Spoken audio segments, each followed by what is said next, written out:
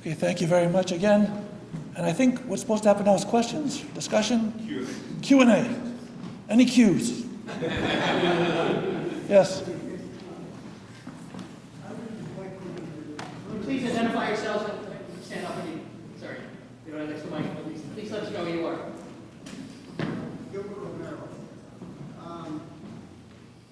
The talk was very interesting this morning, and you spoke a lot about the Jews, the Sephardic Jews, and I was wondering where, at least I didn't notice it at the time, you brought people, you seemed not to bring in the connection with the Latino priests, and I'm wondering what sort of tie-in that you notice why they should be getting together. It's a good question. I think when I was asked to speak, I was my assignment. What was the connection between what I said about the Sephardic experience and Latino priests? When I was asked to speak, I was asked to give a kind of a picture of what it meant to grow up as a Hispanic Jewish person, with the idea that you would find some similarities or differences from your own experience, and then to go beyond that to talk about diversity in general, and then building human relationships among groups of different backgrounds. So I tried to do my assignment correctly, but I didn't have anything specifically to say to Latino priests, but other than that, as fellow human beings, these are issues all of us should be discussing and thinking about. But if you have specific ideas, I'll be happy to deal with them. Well, actually, we'll talk about them later. We'll talk about it at lunchtime, maybe. Yes, Rabbi. So some of your parents are from Rhodes and some from Turkey. Grandparents, Right, yes. grandparents, right. When, were there differences in custom? Because you had talked about the fact that there are differences among Sephardic Jews as well as among Ashkenazic Jews. Yeah. And so on. So, I mean, like when your parents, there's one from Turkey and one from Rhodes? Right, yeah. My maternal grandparents came from Turkey. My paternal grandparents came from Rhodes. And they were from the same civilization. They're both Ottoman Empire. They both spoke the same language, although different pronunciations, of course, and different little nuances. When my mother and father got married, my father was from the Rhodes community, my mother was from the Turkish community, and they considered it an intermarriage. Yes. The Rhodes Jews called my mother Ajena, it means a foreigner, Ajena, but we call it Ajena. So my mother said, "I'm not Ajena, I was born in the United States, you're Ajena, you can't." But they had those rivalries. And to this day in Seattle are two different synagogues, one from Turkish Jews and one from Rhodes Jews. In Los Angeles, I think they merged at one point. In Atlanta, they merged. But in Seattle, we're still sticklers. We're still tough. Yeah. What are some of the differences? Yeah, there are differences. You know, over the generations, the differences mellow. When I got married to my wife, who was Ashkenazic, I said the one thing that we have in common is you don't speak Yiddish and I don't speak Ladino. By the third generation, we went to the same schools, we read the same books, we listened to the same music. So you become more homogenized with the passage of time. Okay. Anything else? Yes, sir. So one of the issues that came up at our table is the absence of the Orthodox Jewish community in interfaith dialogues, especially Latino Jewish conversations. Any reflections on that or thoughts about that? It's a very good question, but it's not entirely founded on the truth. Okay. So, for example, may he just rest in peace, he just passed away, Joe Aaron Krantz was a very good Orthodox rabbi, was very active in interfaith things, met the Pope several times. And if you go to my website, jewishideas.org, you'll find a big article by Joe Aaron Krantz on, he calls it the mitzvah of interfaith dialogue, the commandment to engage in interfaith dialogue. And there are other Orthodox rabbis that have been involved in it, in Israel and in the United States. It's not a major agenda item among Orthodox rabbis, that's correct. But there are Orthodox rabbis that have been involved. Yitzhak Greenberg was involved, I was involved, am involved. And there are individuals involved. I think we kind of touched on it at our table, I'm not sure. We just touched on the issue. But I think one of the concerns you always have is, how do you maintain your own 4 L's, your own little world, at the same time be open to the world outside of you? So the Orthodox tend to be more neurotic, in the sense that if we open the doors too wide, then we're going to lose ourselves. We'll get diluted. So we have so many things to worry about with our day schools and education and the mikvah and the kashrut and a million things to keep us busy. Who has time to deal with interfaith things? It's too big. It's an issue outside of our purview. And I think that you were mentioning at our table, within the Catholic community, within some communities, you just want to stay within your 4 cubits and not go out of that safe space.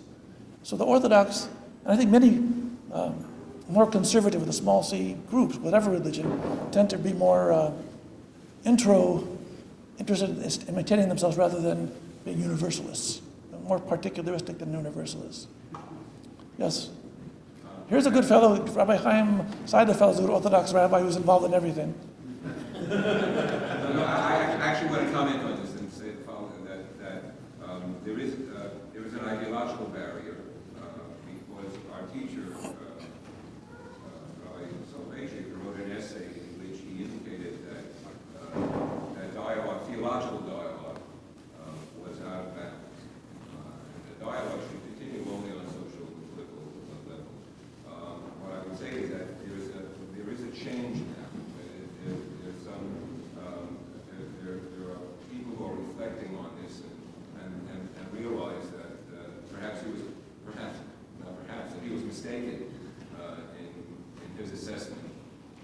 It's hard for people to reach that position because you don't likely talk about your mentor and your as if you were mistaken. I think some people here understand that from other traditions. I do think that there will be more. There's also a new rabbinical seminary where I think there's a new attitude, and you'll have a new generation of Orthodox rabbis who will be more active in interfaith dialogue. I'm hopeful. I think one of the other factors is I think Rabbi Soloveitchik was writing without any knowledge of Nostra Aetate. I think he was writing before that. Since then, the world has changed between Jews and Catholics. And I think we were talking at our table also how the Catholic world on the layman level still hasn't necessarily absorbed it all, and the Jewish world certainly haven't absorbed it yet either. But there's been radical changes for the good, thank God. Yeah. Yes, sir. Rabbi Boskila is another good Orthodox rabbi involved in it. Yeah. So with your permission, Rabbi, if I could just kind of address something that was a couple of questions that were addressed here. So Rabbi Angel spoke very beautifully as I think probably the best representative in the world, certainly in North America. Flattery will get you nowhere. But I appreciate it. It's definitely the truth. This morning, somebody emailed me in response to an article I just wrote about Sephardic Judaism, and they asked me, do you have any further reading on this? So I gave them 5 links, 4 of which were either articles or books by Rabbi Angel. So he's an outstanding representative of that. What I wanted to just kind of add to the mix is, as Rabbi Angel spoke, even within his own tradition of Turkey and Rhodes, there were different customs and there were different genres of Sephardic Judaism. I grew up as a Sephardic Jew where, and I think probably if my kids today, growing up with the same traditions in our home, given what I'm about to say and given the atmosphere in the world, have a much more difficult time feeling mainstream because my Haggadah at Passover was not translated into English or Yiddish or Ladino. It was translated into Arabic. And certainly today, anybody who says I'm an Arab Jew or I speak Arabic is viewed as the other. Starting in Israel, actually, which is really one of the most complex problems where Sephardic Jews are viewed as Arabs or you can't pronounce a certain way. So that too becomes, I think, a challenge. It's probably a lot more in common with Latino priests and rabbis sitting around the table. If this were a Muslim-Jewish dialogue, we know where that would go. It's a very, very, I think, complicated, unfortunate situation.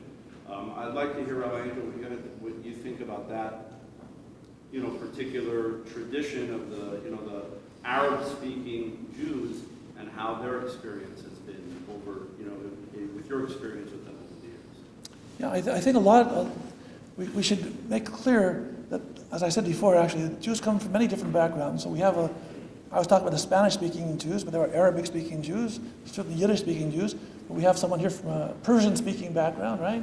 Iranian background, and many other different languages also. I think the Arabic-speaking Jews, I don't want to, again, make any generalizations. I don't know how to answer you except to say that any minority group, whether they're Arabic-speaking or Spanish-speaking or whatever speaking, if they're not part of the dominant group, they have to cope and figure out how to get accepted. And sometimes, because of their language or because of the country they came from, they're looked down upon, unfairly so. And they've got a high hill to climb a high hill before they can get accepted. And so many minorities, not just Jewish, they have to work twice as hard in school to prove that they're as good as everybody else. And that's why very often minority students are the best, because they have to work very hard to prove themselves. So I think that was true among Arabic-speaking Jews as well. Yeah. There are a lot of stereotypes, negative stereotypes, and positive stereotypes. Maimonides wrote in Arabic. So there are negative stereotypes, and they have to be overcome. The long and the short of it is, humanity is, people say, I love humanity, it's individuals I can't stand.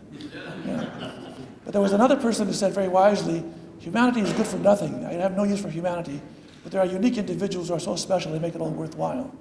So our goal is to try to blend both two things. Yes, humanity, God bless us, we're all created in the image of God, and we all have to figure that out and love each other.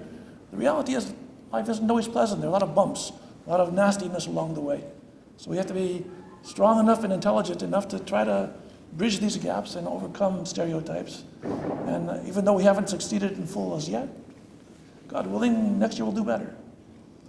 Louis, which isn't your real name. I've been wanting to ask this question for years, and maybe this is the best place.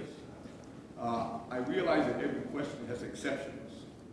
No matter how I phrase it, people say, yeah, but then on the other hand, So, but here goes. Why are people so prejudiced against the success of the Jew? For example, it's very easy to understand why people will diminish or speak, with a mouth cover about a poor person or a poor culture, right? In Hispanic community, you always say, yeah, my daughter is going out with and they should, when she says the word black or something, in holes and see it and all. But to say the same thing about Jewish, and I've always understood since I was a kid, I got into a fight with my pastor back in the 60s because in Good Friday, we would pray for the perfidious Jew. Well, I didn't know what the word perfidious meant. And I asked him, when he told me, I said, but I don't understand. Jesus was a Jew, and he got mad at me when I said that. Well, I've seen that contradiction, but I was too young to understand.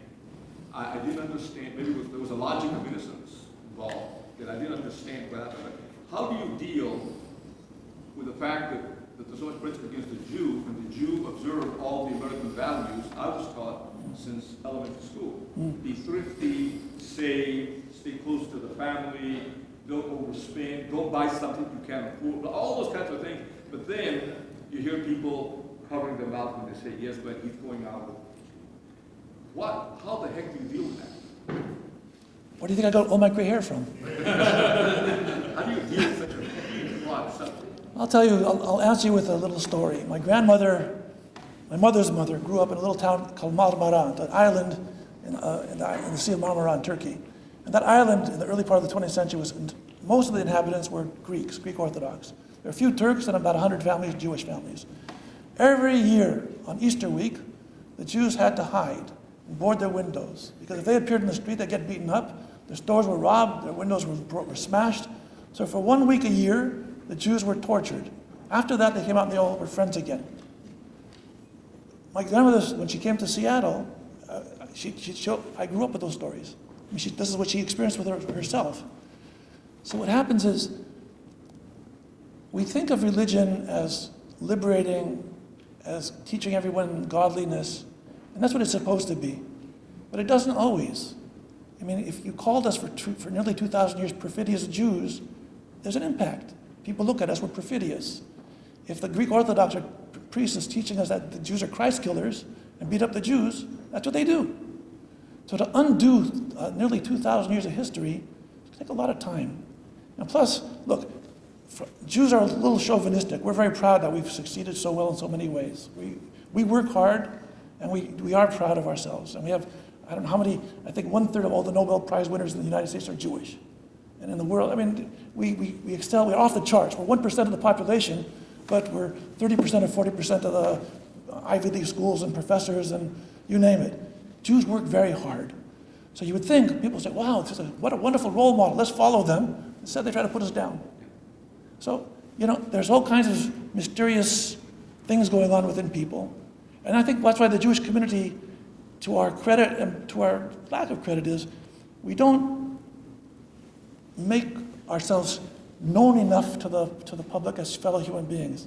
I think we're victimized very often. I had a student in my synagogue in New York. She was a student teacher in China. She was teaching in some back country city in China. They never heard of the Jews. I mean, they never saw Jews there. So when she went there, somehow or other it came up that she was Jewish. So the kid raises his hand and says, oh, I know Jews. They're all rich and they're all smart. In the middle of China. How did the stereotype get there? These are good stereotypes. I wish we would all be rich and Jewish. I'm very happy. There's an old Jewish joke. There was this guy, a Jewish guy on the subway reading a Nazi newspaper. And another Jewish guy gets on the train, he sees this guy reading it, says, Moshe, are you crazy reading a Nazi newspaper? What, are you out of your mind? He says, I'll tell you why I read it. When I read the Jewish newspapers, there's anti-Semitism, there's Jewish poverty, there's suffering. When I read this newspaper, we own all the banks, we control the world. So, I wish all those stereotypes would be true. They're not all true. We have our issues also. But thank God, the Jews are very visible for being a very small minority. I think in the United States we're less than 2%. But we're visible. We work hard, and we do well. And some people resent it. Instead of joining us, they kick us. But you know what? As I said before, stay strong. The world will get better. And establish relationships and human contact. Eventually people come around. By the way, that's the negative side. The positive side, there was a book published a couple years ago. Putnam, I forgot the name of the authors. They were from Harvard. It's this thick a book. Every 10 years they do a study of religion in America. Putnam. And they found, they asked people across the board, all Americans across the country, rate the following people. You love them or you hate them. So number 7 means we love them, and number 1 means we hate them. And they put down Catholics and evangelicals and Jews and Muslims and Buddhists and atheists, the whole list. And guess what? The Jews were the most popular people in the United States. Jews don't believe it. But the studies showed that of all the people in the whole United States, the ones that were the most respected and the most loved, the people had the warmest feelings towards the Jews. So the authors who are not Jewish said it's an amazing thing that in America, the Jews have risen to the level where people in fact appreciate and honor them. And I feel warm towards them. So it doesn't mean we don't have anti-Semitism, we do. But there are a lot of people who like us also, thank God. Okay? Okay? We're good? One more. I want to point your book that you're handing out because it gave me an aha moment. And maybe you want to just address the rationalist approach of Maimonides you mentioned and how that affected, the dialogue even with Islam, also rational at the time, that sort of took a right turn and kind of changed the whole religious landscape. It's a very good question. It's a very big question. It's way too big for me to answer right now. But just in a nutshell, of course, within the Sephardic tradition, as among other traditions, we have a very strong rationalist school. And there's a group that's more closer to the evangelical type of Judaism, and you have everything in between. So you have different elements within the tradition. So the book that I wrote, by the way, I wrote it for the following reason. Our generation, even though you're younger than me, I'll put you in our generation for now, Neil. We're the last generation that saw a living Sephardic culture where people actually were speaking Spanish, where people were living the Hispanic way. My mother grew up in Seattle. She might as well have grown up in Turkey. So we see it. We have seen it. But our children and grandchildren, that's gone. So I wrote this book, I call it a nostalgic history. It's a history to try to put this civilization into context so future generations will see what positive elements they can draw from it. So I think it's really interesting to all of you, I hope. You find it interesting. If you don't like it, give your extra copies back to Rabbi David will find other customers, but I hope you enjoy it. Okay?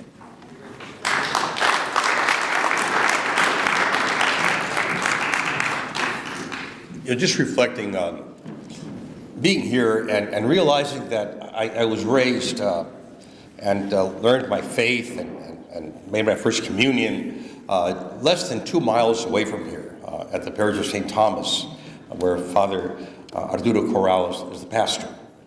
And then ordained a priest just about 4 miles from here, and ordained a bishop about the same distance at the new cathedral there. And here we are in the upper room. And kind of tying in with we talked about Good Friday, and we talked about the changes that have been made, and just seeing in my own life from learning how to celebrate Mass, learning how to serve Mass rather, when I was an altar boy, and I was mentioned to the table how my first experience was that every priest had to celebrate his own Mass, and we had 3 altars at our parish church at St. Thomas that not only has one. And over at Loyola High School, there were 9 altars. And they had to have 9 altar boys, all celebrating Mass at the same time. And we all had to carry our little bell. And one would ring the bell at the consecration, and here was the Lord. Now, Jesus was over here, now he's over there. And going with that experience, and now to have, Vatican II kind of give us a sense of who we are as the people of God. And going from, as Louis mentioned, the word perfidious Jews that we use on Good Friday, to praying now on Good Friday for the Jewish people, the first to have received the Word of God. What a change we've grown through, and just in this short little distance. And I think this gathering of priests and rabbis and leaders, faiths, coming together to talk really about things that we have lived through, we understand, and we understand each other so much better and in different ways. I think that, like what happened from that first upper room in Jerusalem, where we have what is the traditional place where the tomb of David is, and where the Lord had the Last Supper, and where the apostles were sent forth into the world, I think we have something here at this upper room, where we perhaps coming together as brothers and sisters can maybe look forward to finding new challenges for all of us, and common ground, and how much we have grown, and what we have learned, and so much for what we need to do. It's been a wonderful experience this morning. Thank you very much.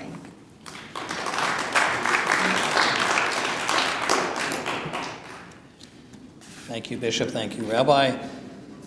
Friends, we're going to adjourn for lunch in a few moments, but we have a beloved, or hopefully beloved Jewish saying in the Pirkei Avot, the teachings of the sages, Ein Kemach, Ein Torah, without bread there is no Torah. So we're going to get bread and Torah over lunch, and this is how we're going to do it. We're going to facilitate, after we do some opening blessings before lunch, we're going to go through the line, get our food, return to our tables, and we'd like, over lunch, we have enough time to really shift the discussion a bit to some really practical issues facing the Latino and Jewish communities. And to facilitate that, we have some texts that you may want to look at on the flip side of the document we sent out, we shared.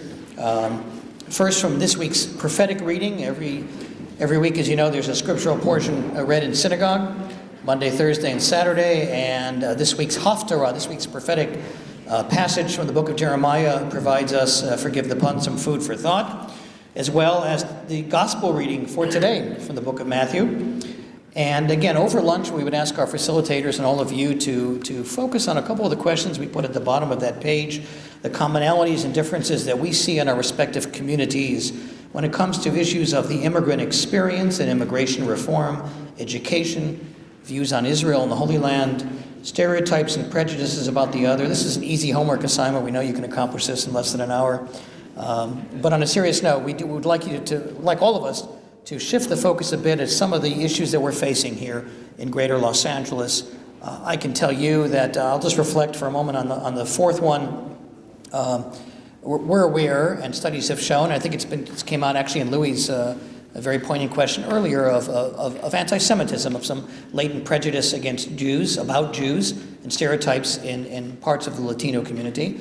And I will share with this group very honestly that it astounds me sometimes the prejudice I see about Latinos in the Jewish community, including about immigrants in the Jewish community. And those are very troubling. And I think if we're going to be honest and open with one another, we need to deal with, as I like to say, policing our own, addressing our own communities and some of the issues that we have to work on as Jewish clergy and as Latino clergy as well. So we hope that'll provide an opening for the lunchtime. It is now my privilege to call upon two very special friends who will open lunch with the blessings, Father Alexi Smith and Rabbi Morley Feinstein.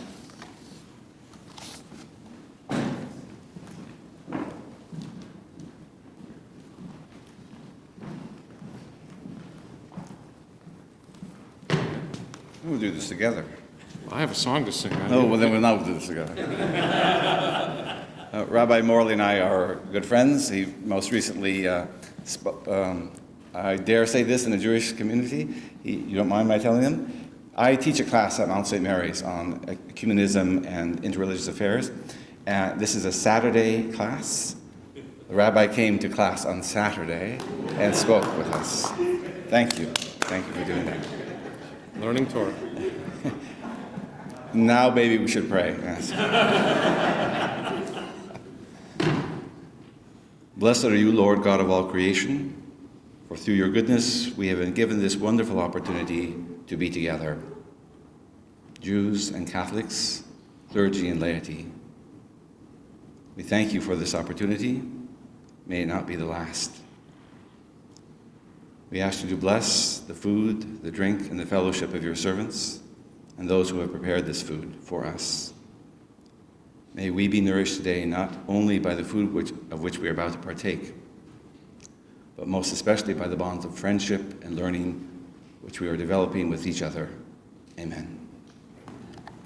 So this past Friday night, we had a group from a neighborhood music program, about 10 Latino high school and junior high children who came with their instruments as our junior choir was participating in the service. And together, at the conclusion, the instrumentalists and our junior choir, which included my daughters, sang these words. I thought I'd share them with you, as they are indeed words that we can share, all of us.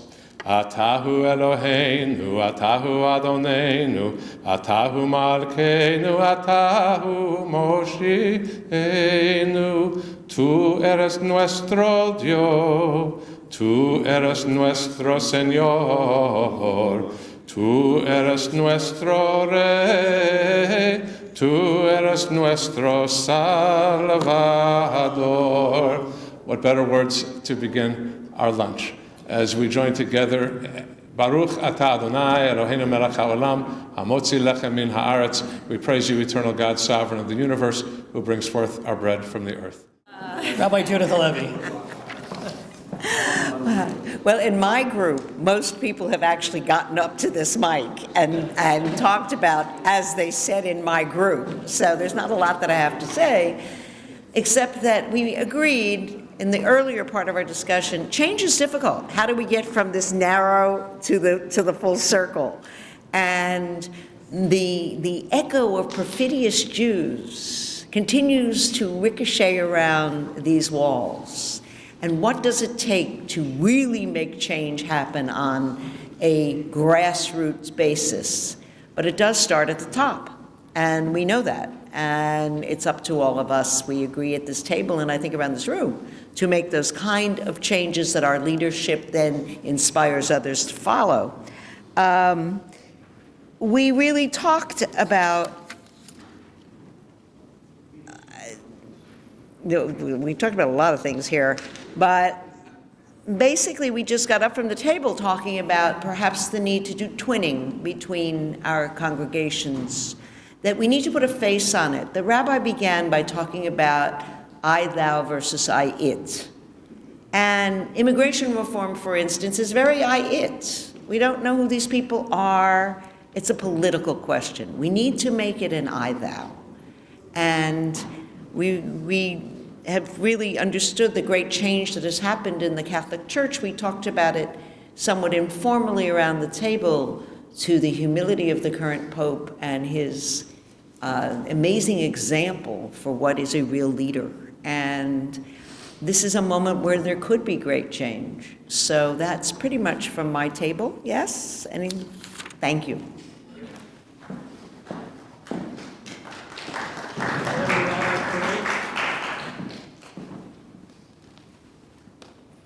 Well, I know Mark didn't want rabbis to do it, but we sat at our table and somebody had to start talking, so I did. I would say, to characterize what happened was this is, and thank you very much for putting this together. And a special shout out to Daniel Schaefer, because I know this is something he's worked on a great deal, and we're very proud of Daniel. Ours was more micro, really, than macro. We shared a lot about our own life story, and each person had multiple backgrounds. Very interesting. I mean, it's a table of, we had rabbis who were Jewish, we had priests who were Catholic and Latino, but not what you would expect. I mean, even we were very honored to have Rabbi Buskila at our table, who's a Sephardic leader in his own right, not only locally but internationally. And he spoke about the fact that his own life story was different from Rabbi Angel's, in that his family is Judeo-Arabic and not Ladino-based. And yet, for a time, he's also served a Sephardic community that is Ladino-based, and he had to learn some of those cultural things. And around the table, we have people who came from different parts of Mexico, one who came from multi-religious and ethnic backgrounds. And in our world today, it's very different from the world of our grandparents, where, you know, people came from one town. Today, we're much more mixed, and the people we serve are very mixed, and we are learning to speak new language, and I'm not meaning just linguistically. So this is a wonderful thing, and for all of us to be in the presence of a person of the eminence of Rabbi Mark Angel is a real honor. Thank you.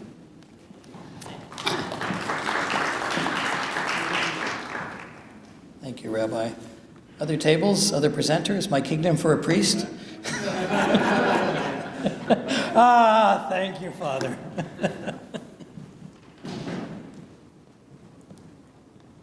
We have received this nice text from the Bible, and the first text is about Jeremiah, and you have made a small meditation, and the second one, it was of Matthew, the gospel meditation, and at the bottom of the page is come some themes for discussion and reflection, and I think that it is like through this sheet is like an invitation to all of us, and especially for me, how really the wonderful experience of Jeremiah that he says he is like looking and visualizing the eternal one, and how Jesus is visualizing the kingdom of God.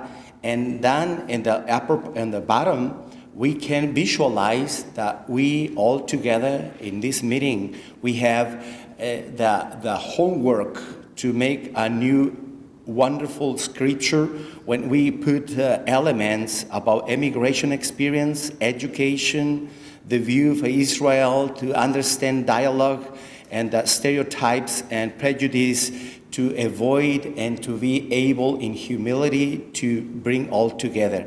I think that we are now in charge to create the third gospel, or the third reading together today, and create a new vision here in Los Angeles.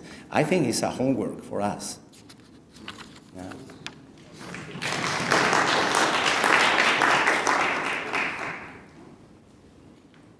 Sorry you asked.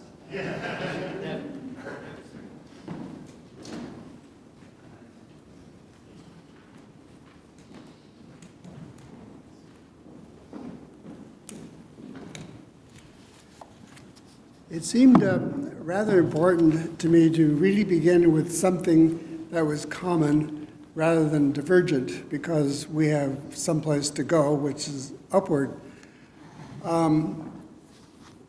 When I looked at the brochure that we received earlier, I noticed that the two key words, explaining bonds and celebrating traditions, The first bond that came to me that we shared as Christians and Jews is that of the Tanakh, the Old Testament for us.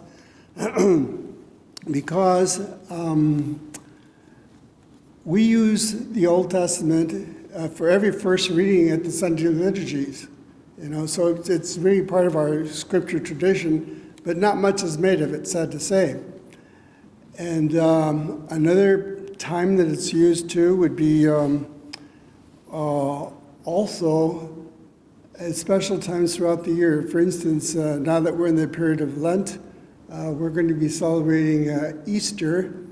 And one of the phrases or the ideas that comes through rather frequently because of the Christological focus is to speak of Jesus as the Ebed Yahweh, the servant of God, especially for the suffering, instead of being retributive, was more vicarious. So that's one link. And then another one that came to mind too was using, and this is around Christmas time, the concept of Emmanuel, the idea, again, that was given a Christological focus to speak of Jesus as the incarnation, God becoming human. As you know, Emmanuel means God with us. And that is used also as a hymn for many of the Sundays in Advent and other times as well. So those are common links there in terms of the bond, like the prophet Isaiah. So looking for links between the two or trying to explain them from the Jewish background seems to me to be rather interesting in terms of finding out exactly what they could mean, or what symbols could be similar to both. Now, in terms of traditions, for Latino Catholics, the phrase that is known as religiosidad popular, devotional piety, is a way of explaining these biblical ideas or concepts coming out of one's own culture. Imagination is used a lot to kind of explain this. And it's very simple people who usually have who have been accustomed to using this as a way of defining their relationship to God. And this devotional piety is a way of explaining the Bible, usually Old Testament as well, in ways that ordinary people can understand.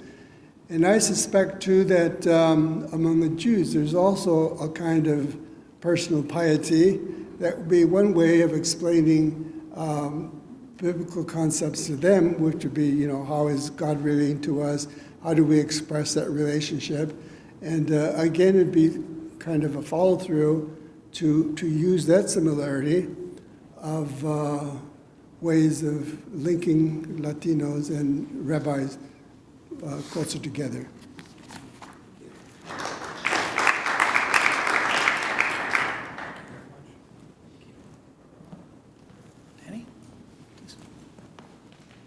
Rabbi Daniel Puskila.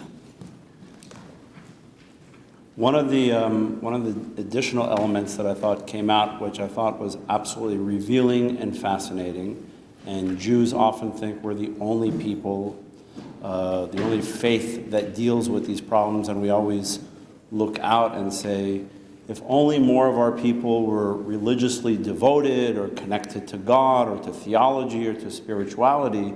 And we sort of lament the fact that what's developed over the last century in the United States is a very secular Judaism, like a cultural Judaism, the Judaism of, if we can move away from Sephardic for a moment, the bagels and lox Judaism, or even in the Sephardic community, we had the, boyos and borekas Judaism, which was kind of void of anything else, and it was just cultural.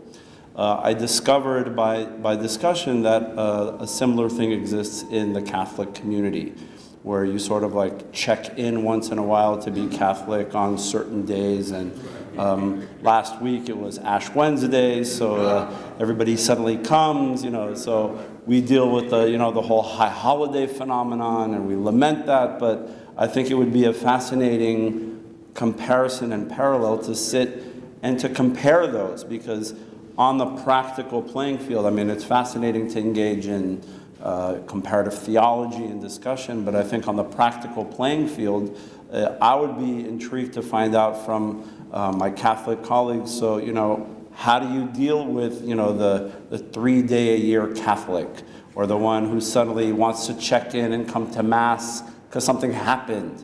I mean, we deal with this all the time, or we even have the phenomenon of, I even added that in the Jewish world, we even have those who, for them, part of their cultural conversation is God. They don't necessarily believe in God, but it's part of Jewish culture to talk about God, and and at certain times they'll say, I don't believe in God, that's a bunch of nonsense, the rabbi's always talking about God, I don't want to hear about it.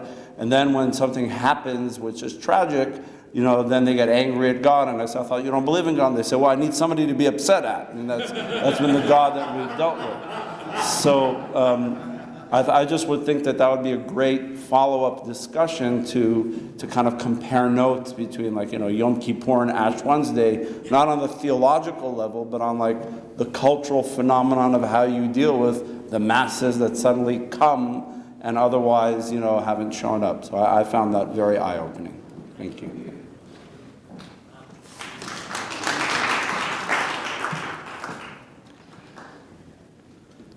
Any other tables wish to report? Well, thank you. Those reflections were wonderful and most appreciated. We have a few moments now as we near the end of our program for Rabbi Angel to wrap up and share some closing reflections. Then Bishop Salazar and I will wrap up with some acknowledgments and maybe some closing blessings. Rabbi. Thank you again to, excuse me. Excuse me. Thank you, Rabbi Diamond, again for the arranging, and Bishop Salazar. Thank you, Daniel Schaefer, Daniel's so good that yesterday morning he emailed me to remember I should change the clock. He remembers I wouldn't miss the airplane. He's very good. So chazak imu bruchim to everybody. I don't have much closing remarks. I think this has been a very moving experience for all of us. We've all learned a lot. But I remember an old parable. I'm not sure if it's Greek or Hebrew, but it's an old parable about a certain king who thought he was the wisest person in the world. And someone said, no, there's a little wise philosopher in the middle of nowhere who's wiser. The king said, bring him forward. I want to test him. So the king devised a plan. He took a little bird and he put it in his hand. And he was going to ask the person if the bird is alive or dead. If the fellow says the bird is alive, he'll squeeze it, it'll be dead. If the fellow says it's dead, he'll let the bird fly away. So the wise man comes, and the king asks him, okay, Mr. Wise Man, I have a bird in my hand. Is it alive or is it dead? And the wise man stopped and he said, the answer, Your Highness, is in your own hand. And that, my friends, is a message today. The answer is in each of our hands to move it one step forward and many steps forward.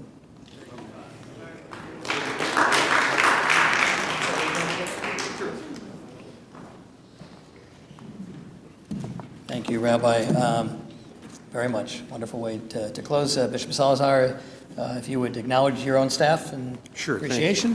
Thank you. I want to thank, first of all, Lupe, who's not here today. She's feeling really under the weather, and she did a lot of the groundwork and brochures and everything else. So I will be sure to tell her when she comes back to work. Not feeling well. But I also want to thank my brother priests who are here today. I want to thank especially Father Alexi Smith for your presence, because you have the whole ecumenical affairs, and you bring gatherings of peoples together, and I think this is just something else that I really value your presence at. Father Ed Benioff, thank you for being here. Father Ed heads the Office of New Evangelization, and so I'm sure that you'll take some of this back to reflect upon and to see that really that future is in our hands right now, and I'm so happy and confident because it's in your hands. Our senior priests among us, Father Gilbert and Monsignor Gomez, thank you very much. And you're giants among us. And to have you here is wonderful. And Father Manolo also. Priests that really have given a lot of their time and service to this archdiocese and local church. Brother priests, diocesan and religious, as we work together among the people of God and bringing in these different perspectives. Priests from other countries who are here today as well. Also members from the tithing staff and those from Villanueva as well to do reporting back as we continue to hopefully take this to a new frontier and also to new developments. And Rabbi Mark, thank you for you. Thank you. It's been a pleasure working with you for the past year, and I look for many, many more years to work with you together. Thanks very much.